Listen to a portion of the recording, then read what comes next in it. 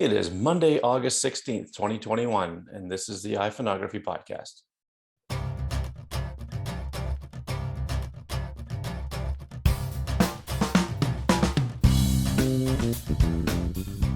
Hi, everyone. My name is Greg McMillan. This is episode 41 of the iPhoneography podcast, and I'm here with my cool and wonderful blue striped shirt again, co-host, Dave Podnar.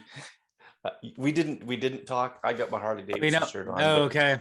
But yeah, we didn't talk about what we're going to today. wear this weekend, so I couldn't match up with you. But how are you, Dave? Doing good, Greg. Doing good. I mean, everyone knows we record on Monday, so it's a Monday. But yes. Well, for worse you, Mondays. you had to work all day, but for me, I was off today. It was my one day off this week. So, but yeah, it's been a busy week in, I guess you could say, Apple news. I'm going to get my notes up here. The child protection features came out. Well, they didn't come out yet, but the news of them came out. It's going to be a feature in iOS 15, which comes out in probably September, unless things get backed up again like they did last year. But these, there's a lot of pushback on this because everybody thinks that Apple's going to be scanning their photos on their phones, and kind of yes, but not really. So I got a bunch of notes here that I'm just going to read to everybody, and then Dave, you and I will have a discussion on it, and so you'll be able to sit back and relax for a minute, and I'll just go through all these, and then we'll see what we come up with our thoughts. Okay, so all right. So first and foremost, this is US only, and in iOS 15 when it comes out this fall, as I mentioned, it only works on iPhone and iPad, and iCloud photo library has to be turned on those devices. If you don't have iCloud photo library turned on, this isn't going to happen on your device. So what does scan mean when they talk about they're going to scan? Scan means using a database of hashes from the National Center for Missing and Exploited Children, or NCMEC, and that's how that's what I'll call it going forward here. This hash database was developed by Microsoft and given to NCMEC a few years back, and hashes are created for known child pornography images or child sex abuse images. The US government funded NCMEC to create this database. Microsoft, Facebook, and Google have been doing this type of scanning for quite some time now, and they've been doing it in the cloud only, not locally on your device. So these companies, now including Apple, that use this database, they use this database to create their own database with a similar technology to create their own hashes so they can check for matches. Okay, so what is a hash? A hash is a series of numbers, and I might, I'm going to get to this in more detail. It's basically a series of numbers that attaches or identifies an image. Okay, so I'm getting ahead of myself. Okay, so Apple's going to do this in 3 ways. Now, I should also say, okay, I got this information from a few different places. One was MacBreak Weekly. They talked about it with Leo Laporte, Rene, Ritchie, Andy Ihnatko, and Alex Lindsay. It's a show that I watch regularly. And another source that all this stuff that I got was right from their own website, Apple's website, and I'm going to have a link to that in the show notes. Another source was from a video interview with Craig Federighi with Joanna from the Wall Street Journal, and I'll put a link to that interview in the show notes as well. But all this stuff, I wanted to gather all this stuff so I could talk about it here, so that any of our listeners or watchers on YouTube can hopefully understand this better, because I know I sure did when I started looking into it. So, okay, and I'll continue here. Now, Apple does this in 3 ways. When an image goes to iCloud Photos, part of that process of taking that image from your phone to iCloud Photos is a neural hash is performed on the image, and that neural hash is compared to the known child sex abuse material, or CSAM, hash database on your device. So I don't know, I didn't hear how it's going to get to your device, but obviously it's going to get loaded onto your device somehow, whether it's through the iOS 15 install or what. But there will be a CSAM database loaded onto your device, and a neural hash is a cryptographic code, or a string of numbers that identify the characteristics of an image. So neither Apple nor your phone will know if a match has been made once you take a photo and try to upload it to iCloud Photo Library.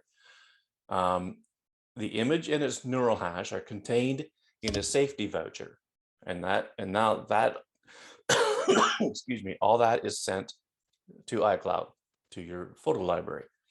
Once in iCloud, the safety vouchers are referenced against the NCMEC database, and only if a threshold of images are shown as matches and the account then the account is flagged, and a human moderator steps in to review the safety vouchers to see if they actually do contain illegal images. If they do, Apple will report the account to the proper authorities. Now, what is the threshold that they're talking about? Only Apple knows this, and they aren't going to say, because they don't want nefarious people to undercut that threshold. You know, they're not going to say what it is. So, okay, so there's been talk online about Apple coming into our devices, or onto our devices, without our consent, which is a big misunderstanding. This is merely part of the process of storing something in the cloud. This isn't Apple scouring your device for photos in other places, such as messaging apps or on the web. Apple wants to do something to help with the fight against child sex abuse, but wouldn't do it if it meant scanning all of your customers' data. And this is coming from Craig Federighi. He's the senior VP at Apple, who's in charge of software, I guess. Hair Force One, they call him, because of his hair. There's been talk about, is this a backdoor into your Apple device? Craig Federighi says that he does not see this as a backdoor. When they were doing this, and they wouldn't do this until it could be done without scanning your phone. They had to do it in a way that they're so adamant on privacy, and they wanted to make sure that this was going to be in tune with their privacy protocols and ethics. So they said that they would ship the same database to devices all over the world if they could, but right now it's going to be US only. So, and I don't know, their legal teams will have to get together with different countries and see, whether it's going to work for them or whatever. But he also said there are multiple levels of auditability, and they set the bar pretty high for themselves, as if they were asked if it's a backdoor, and they made sure that they couldn't get away with it even if they said yes. So hopefully that makes sense. So if they were asked if there's a backdoor, and if they said yes, well, they wanted to make sure that there was no way that could be possible. So it's not a backdoor for Apple to get into your device. So last year in 2020, NCMEC received over 20 million reports of C-spam from online providers. So here's some crazy numbers. The total was about 21.4 million. Facebook provided them with 20.3 million of those reports. So can you imagine just how much Facebook is scanning your stuff, and you probably didn't even know it? Google 546,000, Snapchat 144,000. Now I got these numbers from Rene Ritchie's video, which there will be a link in the show notes. Microsoft 96,000, Twitter 65,000, Imager 31,000, TikTok 22,000, Dropbox 20,000, and Apple 265. And that, like Rene Ritchie said in his video, yes, that's just 265. That's it. Apple only got those numbers by doing some scanning in emails through iCloud, on iCloud, not on people's devices. It's in iCloud. And Craig said that they could no longer just sit back and do nothing. They had to come up with a way to help with the cause. And I think their way is a pretty darn good one. But I'll get into my thoughts on it more in a minute. So that was one of the things that they brought out. The other thing was child safety in messages. Now this is not to be mistaken with just iMessage. This is messaging on whether it's an SMS text message, an iMessage. I'm not sure if there's other ways that they're looking at or not, but I guess it's just in the messages app, and this is sending and receiving. So this capability, it must be turned on. It's opt-in, so it's not on by default. And so if an iPhone or iPad is registered, or the account is set up for a child 12 and under, that's where this will work. Okay, so if a child's iPhone gets a message that contains a photo, and that photo could potentially be of pornographic content, it is blurred out and accompanied by a message that the content could be unsafe. That's what you'll see in the messaging thread, or that's what the child will see. That detection happened on device with local processing. No person was involved. This can be in messages, in iMessages or SMS text messages. The child could ignore it, or if they decide to pursue looking at it, they get a big pop-up page that comes up with a warning that could be unsafe or harmful if they tapped on it to look at this message. So like I said, if the child is 12 and under and they continue to with wanting to see it, they'll get another message that says their parents will be notified about it. And the parents have to have this type of notification turned on too. This is completely on device using machine learning, and it can be fooled, but it's not that easy apparently. Now that's as far as I got with my notes, but so this child safety in messages is basically, it's a separate thing from the iCloud photo library thing. It's completely on device. It's machine learning. I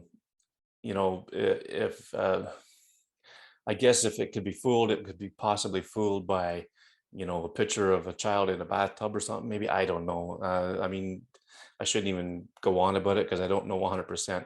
But most of my concentration was on the iCloud photo library thing because, and that's why we're talking about it on this program, because we talk about iPhoneography, and part of that is your camera roll, your pictures that you've taken, and I just think it's an important thing to talk about, this whole child protection thing, hopefully to shed some light on the fact that it's not as bad as people are saying, when they first think about Apple scanning their phone. So Dave, you got any thoughts on all this? I know it's a lot to unpack. Yeah, but well, I would say the one thing to come out is Apple completely screwed the pooch on messaging here. Oh, for sure. I mean, yeah. Completely. I mean, honestly, they could have. What they should have said is, we're rolling out this as a safety feature.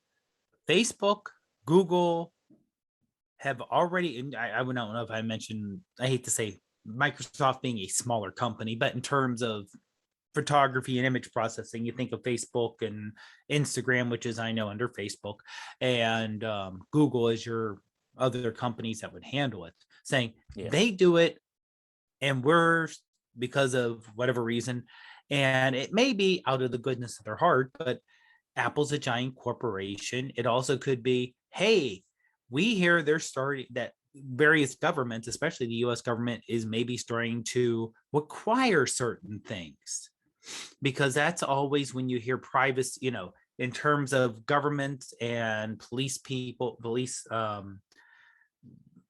prosecutors and police wanting access to your phone. It's always, we need this for your safety. You have to give, because they're already saying there's already legislation going in the US Senate trying to force a backdoor into a photo, into all phones. Android, iOS, that's pretty much, and I know like 2%. If someone has something else that's like 0.5%, whatever. But saying we're going to force. So this is kind of Apple saying, hey, look, if you're worried about child pornography to protect the children, we have this feature here. So we don't have to have a backdoor, because the minute you have a backdoor to law enforcement, everyone's got a backdoor. And also, who's considered against anti-law enforcement? That can be very, without getting political, that can be, especially, I would say, don't even look at, far long ago history. Not too long ago history, people that we are now that we celebrate were considered almost enemies of the state and be under surveillance by the FBI.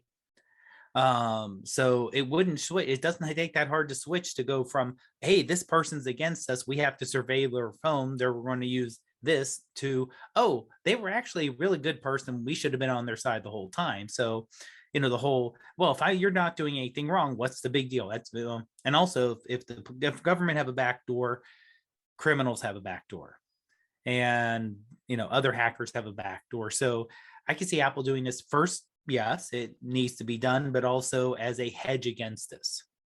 So messaging should, like I said, should have been, we don't look at the images. Your images are converted to a code. People get confused when you start bringing up technical terms like hashes and this thing. Yeah. Your images are basically, what it is basically is the image. Okay, so you have the image, say it's a picture of a dog, and the phone will create this hash, which is a series of random numbers, probably ones and zeros, that will identify that picture as a picture of a dog. Mm-hmm. And then, okay, so now it's got those ones and zeros. When that picture goes, and this happens only when it starts to get uploaded to iCloud. And then, so before it gets uploaded to iCloud, it's measured against this CSAM database that's stored on the phone. If there's no match, then it's given this safety voucher, and that safety voucher with everything in it goes up to iCloud. And then once it's in iCloud, if those random numbers that image was given don't match anything on the NCMEC database, then it's left alone. And Apple doesn't see the image, they don't see it on your phone, and they don't see it on iCloud. Now, if those numbers did match something, like, okay, say in the CSAM database on the phone, if those numbers match something on there, and the chances of it being wrong at this part of it all are very, very slim. Right. Federighi said 1 in a trillion, but that's I think that's only on the iCloud side of it. But anyway, so if the numbers do match, the safety voucher will say, oh, we have a match here. Okay, you're not notified on the phone. Apple's not notified from the phone. The safety voucher goes to iCloud, just like it always does. And then when it gets to iCloud, the math is done again a couple of different times. And then when the safety voucher is flagged as a match, it sits there. And if the number of matches goes beyond the threshold, like, okay, let's just say, for example, 30 images get flagged as matches. Say, for example, their threshold is 25. I'm probably completely off on this, but that's what they mean by the threshold. So if the number of safety vouchers with a match goes above the threshold, then somebody at Apple has the nasty job of actually looking at these images, comparing them with the database, excuse me, the NCMEC database where they say they match. And if those photos do contain pictures of these children in these situations, the account is locked down, the authorities are notified, and the person, I guess, will get dealt with. That's the best way I could describe it in layman's terms. Now, I think because when you see cases, and luckily they're rare, but you hear cases of people who are arrested with child pornography. Mhm. It isn't 2 or 3 images. Normally you hear they have a hard drive with 2,000 images or Oh, something yeah, like that. It not only does it turn your stomach, but right. these are not the smartest criminals in the world. And I really, and I know Apple, for the first time, because it probably will happen, that whoever is the first person or first few people who get caught up in this, Apple will go above and beyond to make sure and double check that this is not a false positive or Yeah. false Oh, yeah, negative. Yeah, absolutely. they're because they And don't that's want why there's a someone human who's interaction. Yeah. right. Now, they also, because I know people that I follow who I went to school with who do artsy nude photos of adults. You know, not pornography, but they're nudes, and they can be people in their 20s. So I'm sure Apple is going to be extra sure that something like, oh, here's a model who's 25 who happens to be a nude model. Okay. And this is someone who does photography of that. And, they're uploading to iCloud. And oh, look, we caught this. Well, make sure that this is not just, basically someone doing a normal bit of art versus that, which the images should be, again, and no one really wants to see the images that they're using the hash against, because if they're that bad, they're going to get caught. You don't want to see those. No one wants to see those images. Okay. Outside of the few people who should be getting caught having those images, no one wants to see those images. But it's not, I think Apple's going to be extra careful, because when Apple does something, it gets extra attention.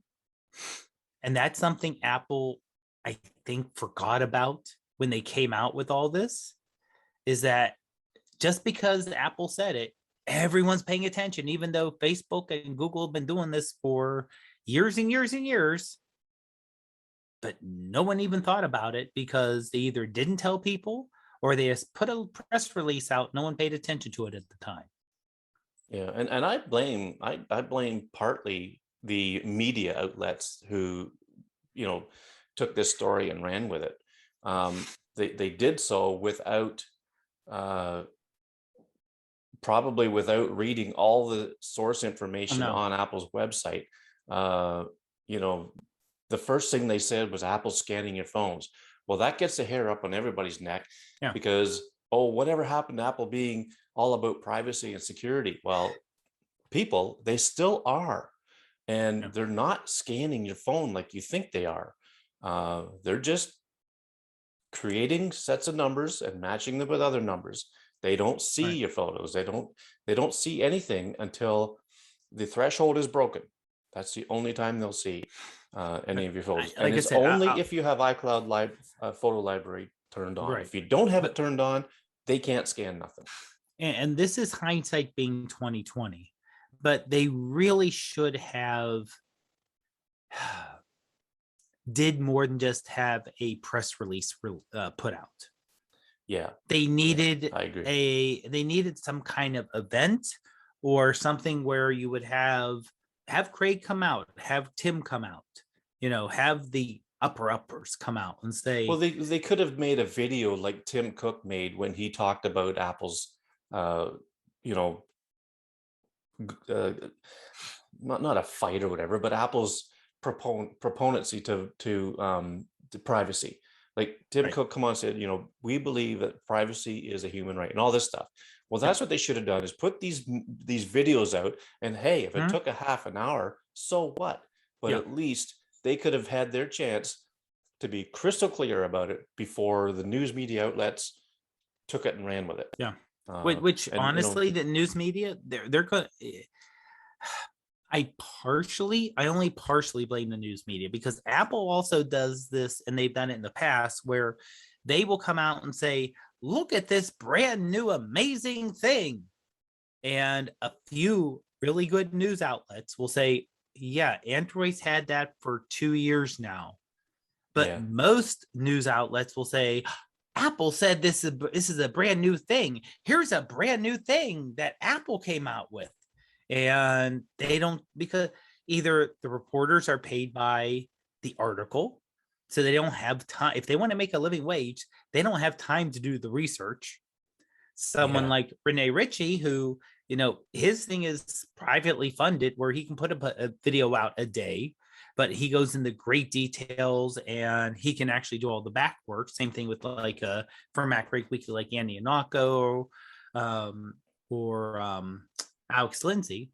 They have the time because it's a once a week program. They don't have the put out pressure like a lot of these sites do, that they can look and they can do research and they have contacts and they can talk to people. And you know a yeah, bleeding, I hate to say bleeding cells, but this is the equivalent of bleeding cells. If you're somewhere and you have 10 articles a day, well, this can make up 3 or 4 articles and you can pump it out and you can make screaming headlines. But Apple also uses this to their advantage when they're coming out with a new feature that isn't really in a month. When the new iPhone is introduced and they come out with promotion for the iPhone for 120 hertz, and they're going to talk about how it's buttery smooth and it's the highest refresh rate of any iPhone. And yeah, some Android phones have had it for the last year, but no yeah, one will do the extra work, and Apple uses that to their advantage. So yeah, they have to this is them kind of biting themselves in the butt because of what they've used with the global news media. Well, this is global news media biting them in the butt because they're not doing the work and the research like they used to, and they don't control as much as they used to. If you remember, if people remember, if you're not new to the iPhone and you've been around for a decade or so, when they used to have Walt Mossberg from the Wall Street Journal, but they would have him, they would have these people come in and they would have long discussions with them, and they would give them the phone for a week or two before it was released, and it would be under embargo and all this, and then it would get released, and this person would, with the great in contacts with Apple, would be able to. Now it's any idiot who can splurt anything out on Twitter and retweet something and get something from a website where it's questionable, but if you can get enough of an outrage, you can do it. Apple's used yeah, it in both ways. So in my mind, this is partially Apple not knowing. They're not going to someone and say, by the way, here's what we're going to come out with. What do you think the public reaction will be? yeah, And they didn't yeah. do that. Now, And I think they should have rolled it out in pieces too. Like they rolled everything out together with yeah, the iCloud photo library thing and the safety and the messages thing. And I think they probably they could are have rolled them separate. out Yeah, separately because people got thinking that they're scanning your iMessage or yeah, your messages app, which they're not doing. no, So um, so I just thought it was an important thing for us to talk about on this yeah, this show, um, because it is all about iPhoneography and uh, I mean, okay, I'm going to give Apple and the media both 50% blame on this whole thing. because I think it's really big that Apple should have, like you said, put out videos or something announcing it, and the media should have waited till they got the facts right before they took off with it. So 50-50 there. And I wanted to be one of these ones who got as much information as I could gather over the the last 24 hours, and excuse me, and I wanted to try to get the truth out there about this whole thing, and hopefully we've done that. So any final thoughts on it, Dave? No, not really. Just that, like I said, it's and the kind of the rule of thumb is before you run off and panic, because that's the default that I don't know if international and non-US listeners have had the barrage of issues that US people have had for the last, let's say, 5 years or so. Making that time up for no particular reason at all, 5 years, but just seeing something out there and then taking the time to not take it at face value from either Apple or someone else, and taking the time to actually, like I said, I don't have the technical background to do the research, but you can actually see multiple people come out and say, and I've heard like on Daily Tech News Show, they're like, yeah, there is a chance that you're going to have issues with this, and this is probably not going to run as smoothly as Apple think. And here are the issues, very level, reasoned discussion about it. And that's what you want to look for. So here's the webpage on apple.com/child-safety. And this is what I'm going to link to in the show notes. And this is where it shows you all the stuff about, what they're doing, and, in the messages, and, excuse me, it shows here the grayed out message that a child would get, the first alert they'll get, the second alert they'll get, all that stuff, right? But also, great. Can you go back down real quick? Because there's text at the very bottom. It says, this feature is set up for accounts as families in iCloud. So you have to set it up as a family setting in iCloud. Yes, because the parent is going to get notified, right? Right. So if you're like, I'm not set up for families for iCloud. I have my own iCloud thing. Ruth has her own. Therefore, this wouldn't affect us at all. If you're an adult, the messages will not affect you at all. No. Oh no. Okay. No, and I want people to think that exactly. So let's say if our niece did post a picture of her kid riding a tricycle, all natural. The kid's like 2 years old, 3 years old. So, you see a lot of pictures of little kids out there just, all open to the wind per se on their bike, completely innocent.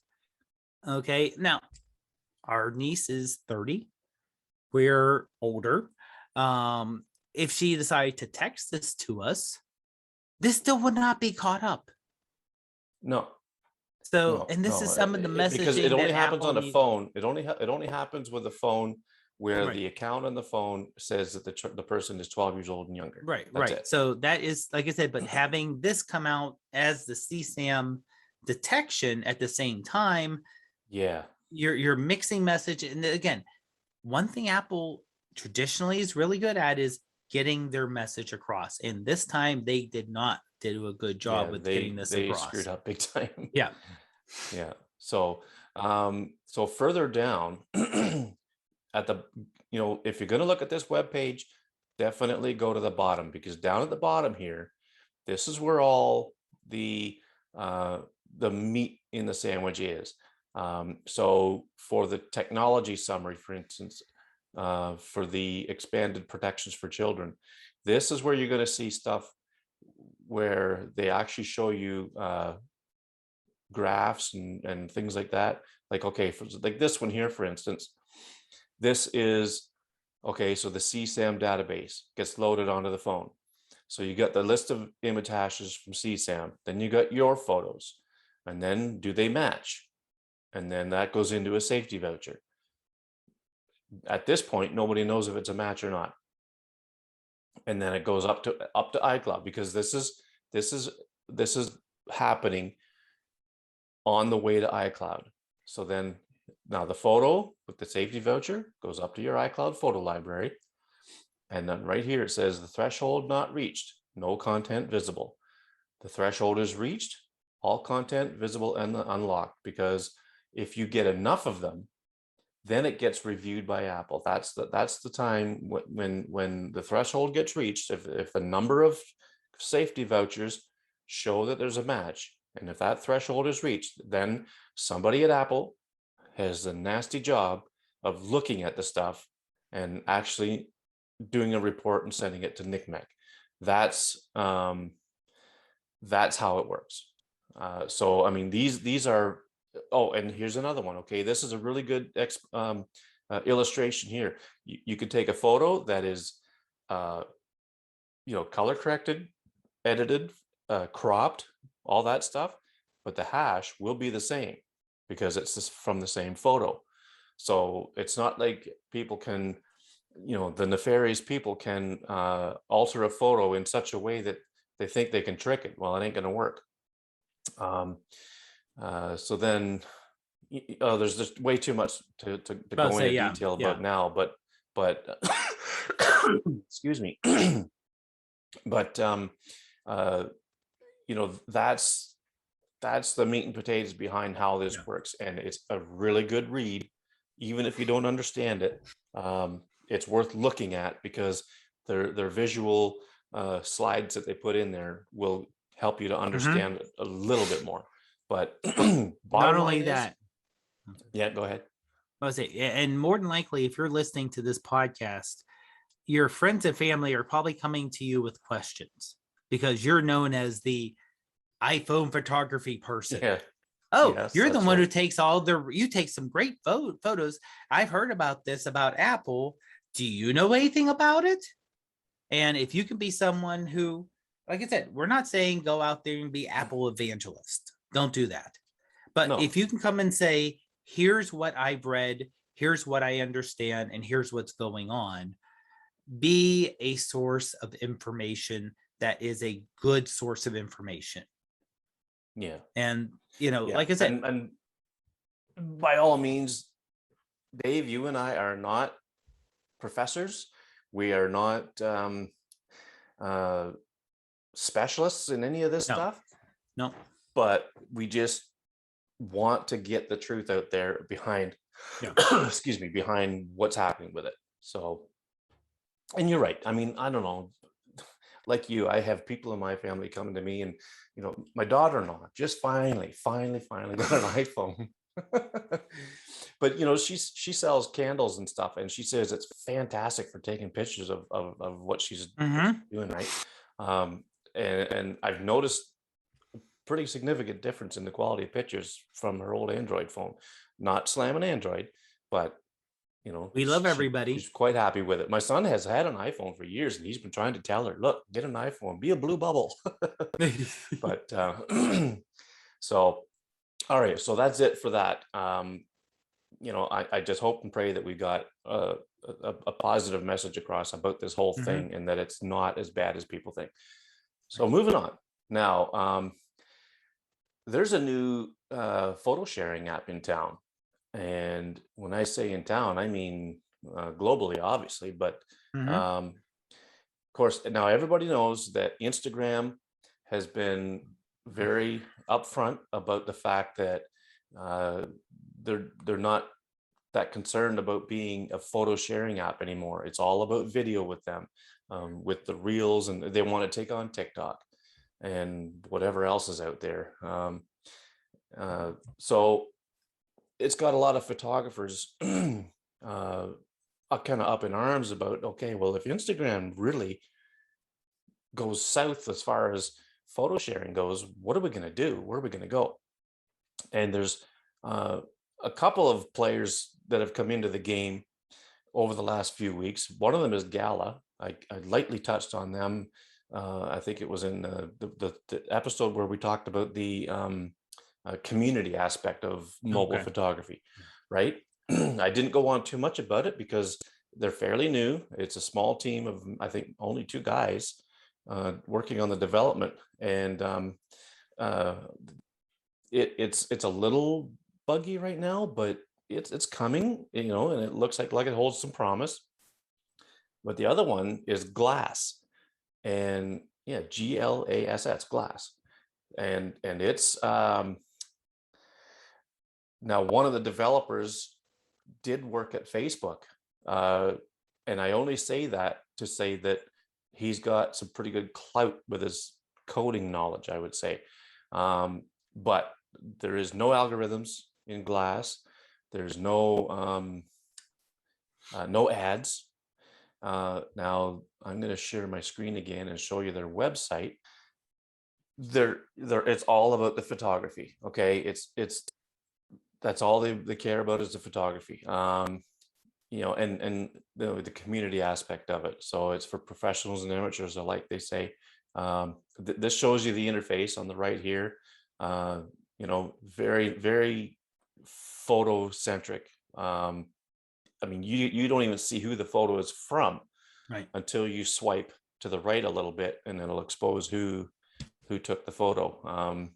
Distraction free, home for photographers. So when you click on an image or tap on an image, it shows you who took the photo. It shows you the EXIF data. Now it shows the location that you took the photo. Now, I emailed them and I asked them if you should be able to turn that off. You know, that's a privacy issue, and they said that they could very well roll that out in a future update, which I really hope they do. And I mean, if the photo that you put on there doesn't have that data in it, it's not a problem. But for me personally, I always geotag my photos so I know exactly where it was. Like, excuse me, I could find it, you know, on the map in photos and all that stuff. And I just like to know where I took them. Right. You know, especially if it's a nice location, I want to get back to it. So it's all about community. You can follow people. I mean, I've got a lot of people from Instagram in my feed already. Now, okay, so now, you know what? I'm looking at this website and I have to wonder if maybe there's not a way to see it online, but I haven't been able to There find is it. not. No, there is not. There is No, it's not? only Okay. through the app. It's only through the app. Okay. Because the So, way like that, I said, and this is pretty brand new. So I think there's yeah, trying to because right now, and the one thing you haven't gotten to yet, because I don't think you've gotten you're not hiding, just you haven't gotten to it, is yeah, that if you remember, I'm trying to remember the app, Day Flash, yes, where it was very similar in terms of, you know, no ads. We're for photographers. We have higher quality images. The difference was Day Flash was free, and I remember when we had the person on on Tiny yeah, Shutter, and I said, recall it, yeah, okay, yeah. So I said, okay, it's a free app. There's no advertising. Where are you getting your funding from? You have to yeah, get money. You can't just, you know, angel investors are one thing. That's a good way to get yourself started, but that only lasts for so long. And you need that. That's why everything's a subscription these days. You have to have that. Oh, we can guarantee that we're going to have this many people a month and this many people a year. Then you can go and get more funding to do whatever you need to do for the back end. So they never had it. And they were like, well, we're paying, you know, and they were paying, where they brought in influencers. I don't know if we were calling people that at the time, but, you know, they were bringing in people to get traffic up, which makes sense. You want to do that. yeah, Now Glass here, they're doing it differently because they're coming out front and saying, we're a paid service. yeah. So that's where they're getting their money from. Yes. Yeah, they don't, it says right Yeah. here, we don't answer to outside investors or advertisers, just members of the community. And it's a pretty good deal right off the bat. It's basically 40% off. So these are US prices, $4.99 a month or $49.99 a year. But right now at launch, it's $29.99.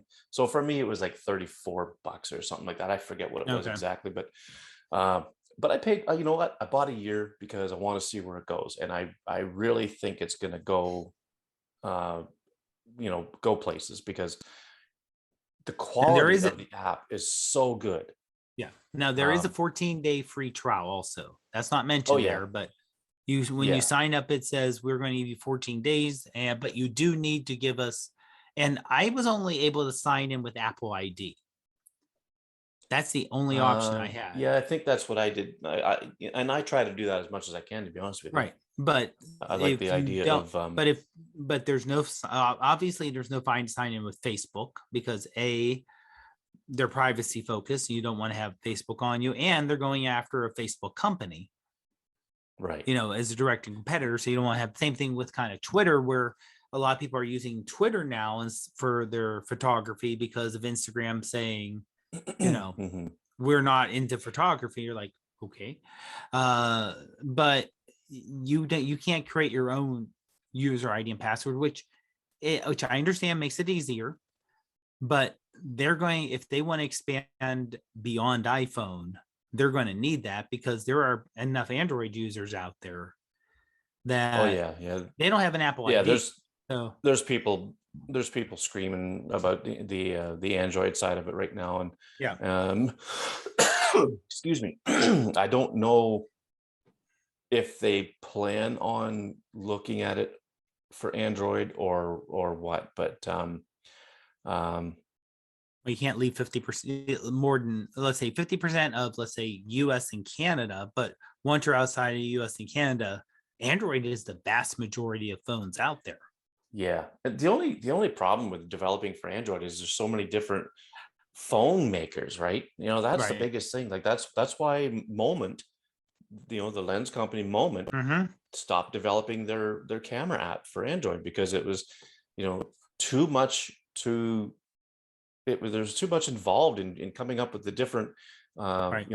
phone screen resolutions and all this other. Mm-hmm. There's so many different things. And then you got Samsung, you got Huawei, you got the Pixel, all Mm-hmm. different versions of Android, and it's just way too much to keep up to, unfortunately.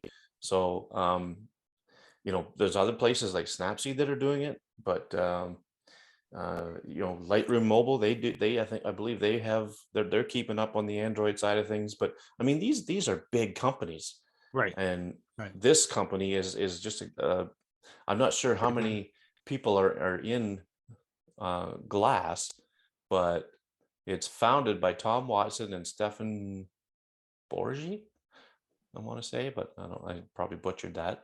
But there's it's not, I don't believe it's a massive team there either. Right. But what I like about it, being the privacy centric guy that I am, is that no data tracking, clear code of conduct, no algorithm, no engagement algorithms or counts or anything. Everything's chronologically fed to you. It's, if Instagram had just gone with a subscription model like this, nothing else would ever have been able to make it anywhere.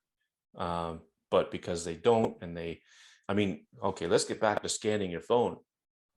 If you let Instagram access your photo library, just let them have at it. They scan that thing all the time. And it's not just for CSAM stuff.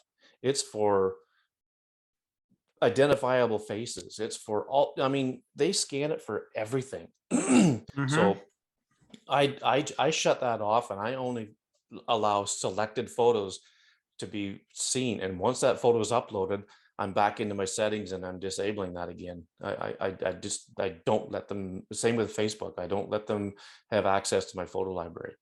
But now, okay, so now these guys, I'm going to stop that share again for a sec, and then I'm going to open it up on my phone. and get a firsthand look of how it looks. So now let me see here.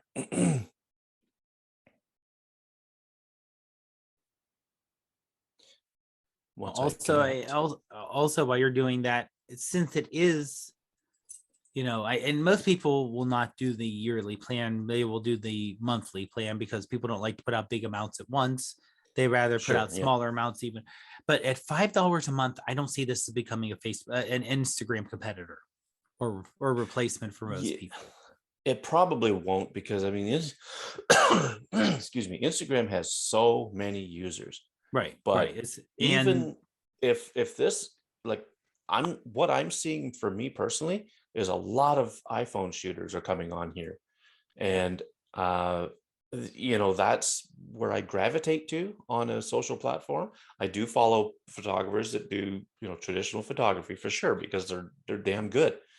Mhm. But when it comes to this community thing that we spoke about iPhone photography, I'm really seeing a lot of that on here, and I'm really loving it. And if you know what, I don't care if it doesn't get as big as Instagram. If I really, really enjoy it, I'm going to keep paying for it after this first year. Okay, I'm going to get back to where I started from real quick, just so I don't bore everybody again. This is the main feed, pictures, they show up really nice. Swipe this way to see who took it. Tap on the image, gives you the information below, all the EXIF data and stuff. And then next on the menu at the bottom is the multi-person little icon. That's where you find people to follow, and you can see who's on there. And at the top is a search bar. You can search for someone. And then now that's only a search, and I'll let everyone know because I tried doing a search for a location or an event, and this is searching sheerly for a person. Yeah. Oh yeah. Yeah. So I just their think name. I think we've all gotten used to, between Facebook and Instagram and Twitter, hashtag for items. There's no hashtags here.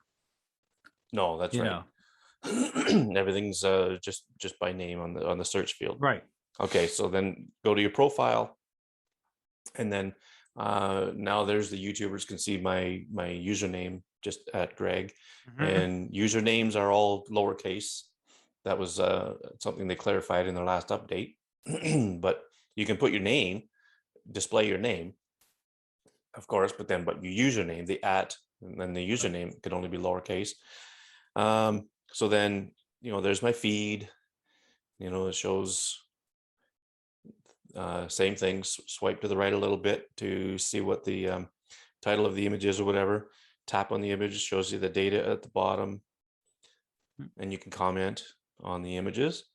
And then in notification, that shows you who's following you. And here's our pal Marc.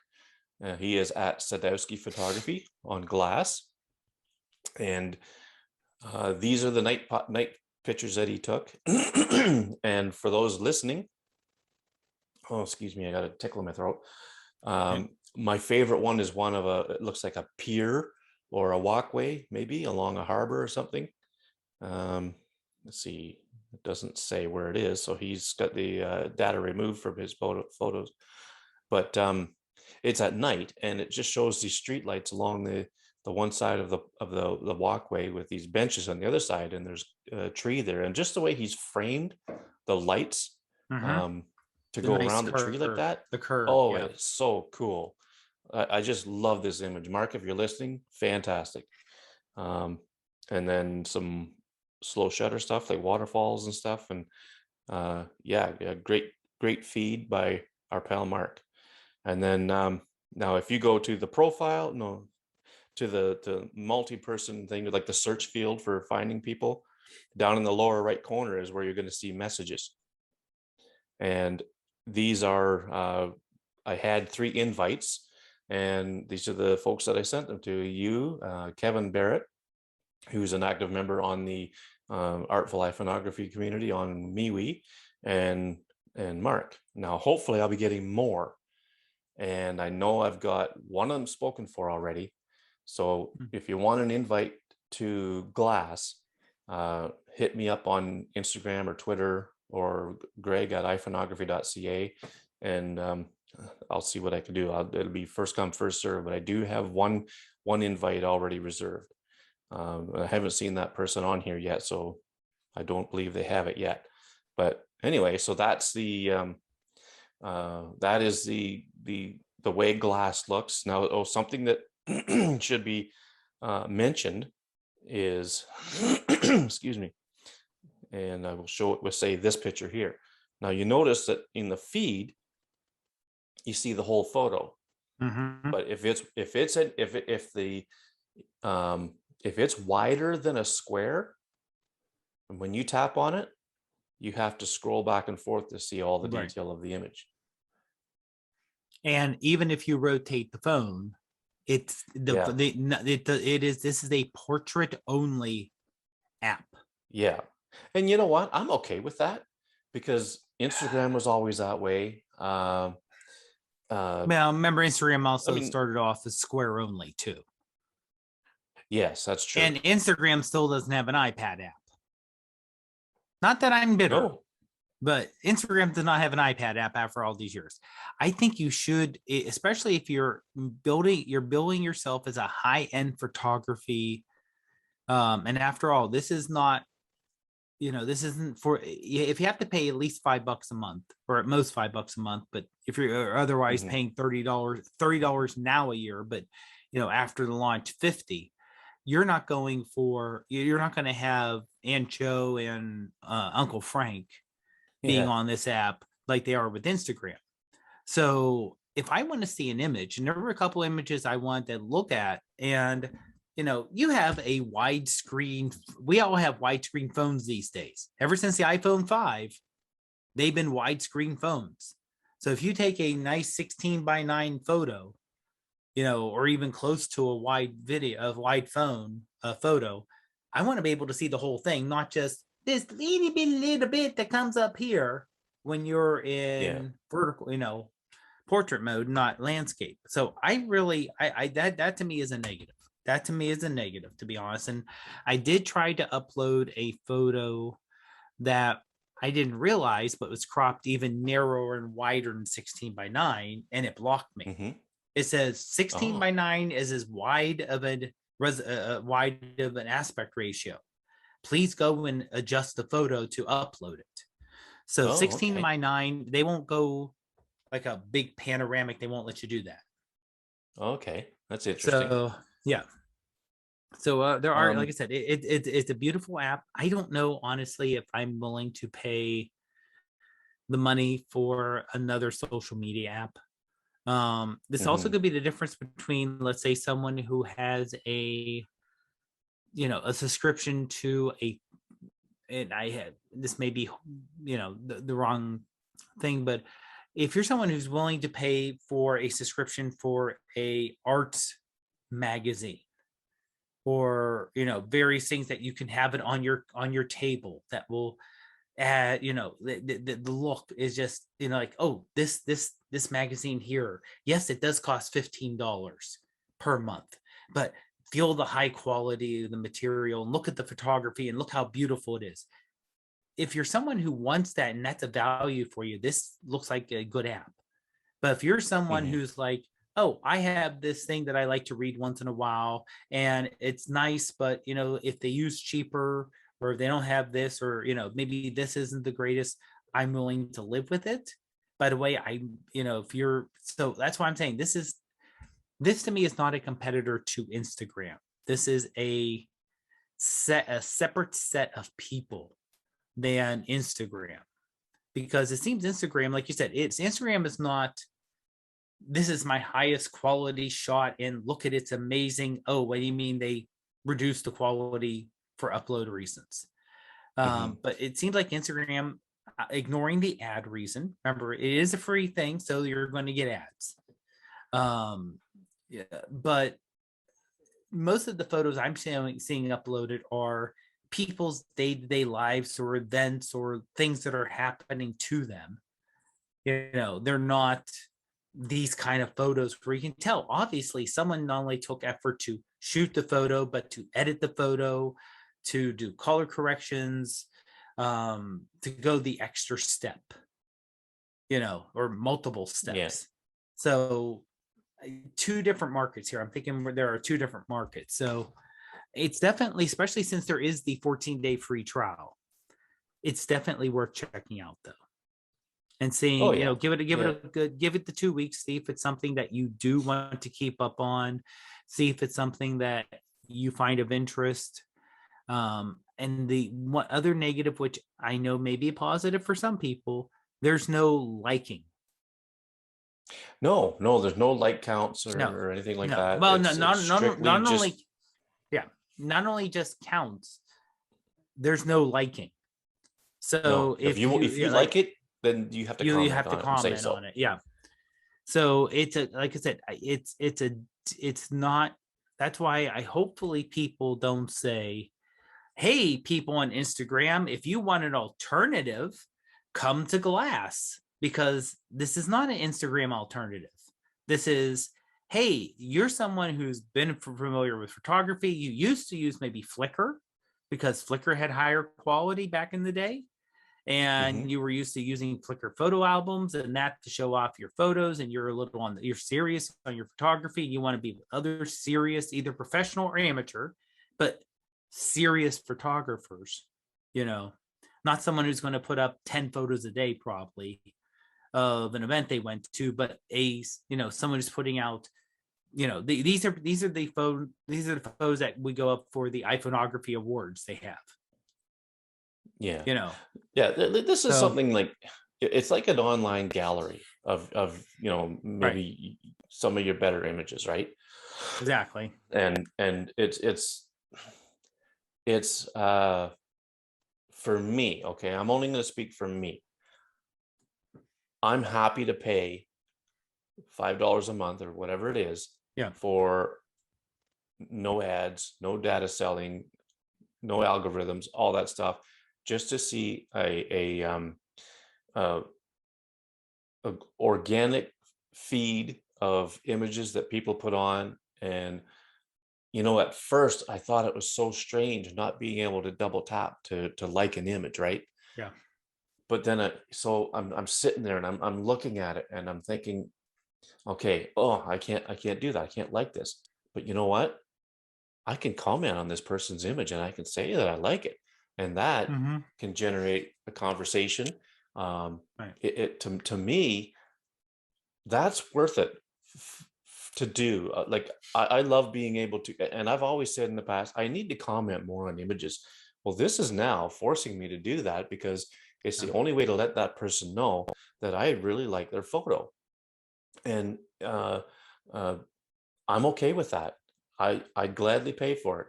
And if this, if this grows to a point where I'm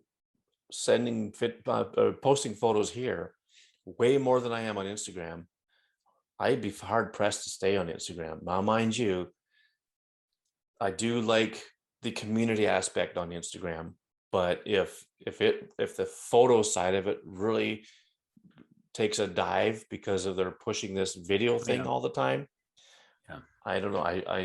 I could probably see myself keeping my accounts on there, but just not posting nearly as much. Very rarely, in fact. Because if the community aspect on Glass becomes what I have a feeling it could, then that could be the place for me to be. So, well, I think we got ourselves a show. Sounds good. Anything else? Any final thoughts on Glass, or pretty much covered I think it? we covered it. I think we covered it good. Okay. All right. Well, I hope everybody is okay with how we presented this whole Apple security image thing. I'm not going to go on about it anymore after tonight, because it's going to be what it's going to be, and that's all there is to it. Now, Glass, I may, talk about some updates in the future with it. I'm going to be keeping an eye on Gala. Maybe on the next show, I'll do a screen share from Gala. But like I say, it's just a little bit buggy right now, but it's not bad. It's got a nice interface, the whole thing. And there is liking and stuff on it. Oh, one last thing I wanted to say about Glass, that there's the share sheet.